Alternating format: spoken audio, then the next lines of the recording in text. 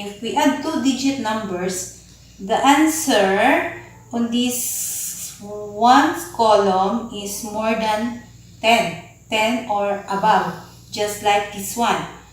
4 plus 7 equals 11. What shall we do if the answer is 11?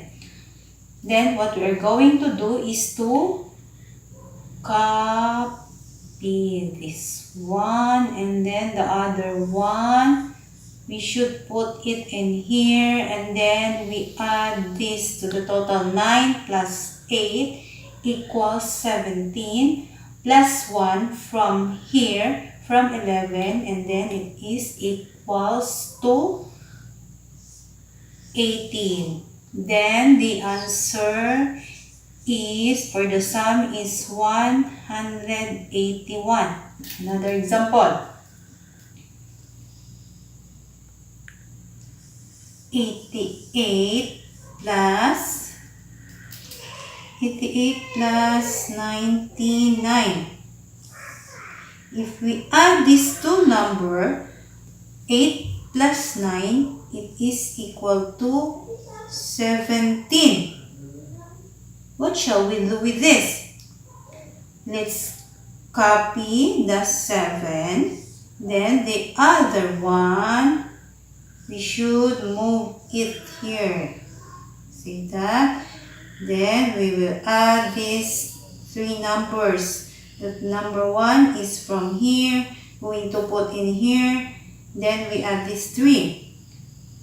8 plus 9 is equal to 17 plus 1 from here, which is the total of these two numbers. It is equal to 18, and we have a sum of 187.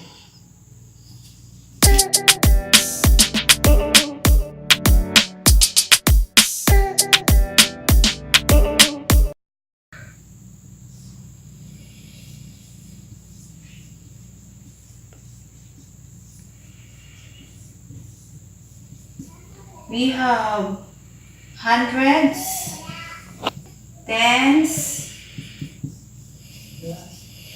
and ones. Let's apply it to the numbers.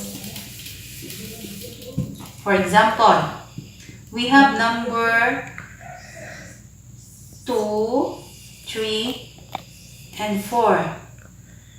4 is ones, 3 is tens, and this is the hundreds. See, when we read this number, this is 234. That's all about place value. Another example. 456. This is the ones, the tens,